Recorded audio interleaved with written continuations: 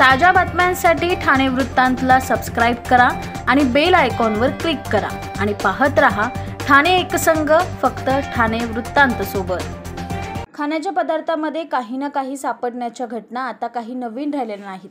प्रत्येक वेळी नवीन काही ना काही बातम्या समोर येत असतात। आता नुकतेच मुंबईतील मलाडमधून अशीच एक खळबळजनक बातमी समोर आली आहे। झेप्टो या ऑनलाईन ॲपवरून मागवलेल्या आईस्क्रीममध्ये मानवी बोटाचा तुकडा आढळून आला आहे।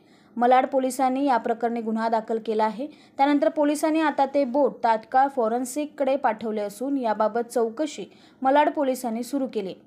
मिळालेल्या माहितीनुसार मलाडमधील महिलेने यम्मो कंपनीचे आईस्क्रीम मागवले होते। आईस्क्रीम खायला सुरुवात करताच त्यांना आईस्क्रीममध्ये मानवी बोट असल्याचे आढळले। ते पाहताच त्यांनी आरडाओरड सुरू केली आणि त्या बेशुद्ध पडल्या। काही वेळ त्यांच्या घरच्यांना काय झाले हे कळालेच नाही, परंतु सर्व प्रकरण लक्षात आल्यानंतर त्यांनी मलाड पोलीस ठाण्यात धाव घेतली। ओर्लेम येथील रहिवासी ब्रेडन सेराव यांनी बुधवारी ऑनलाईन डिलिव्हरी ॲपद्वारे यम्मो कंपनीचा आईस्क्रीम कोन ऑर्डर केला होता।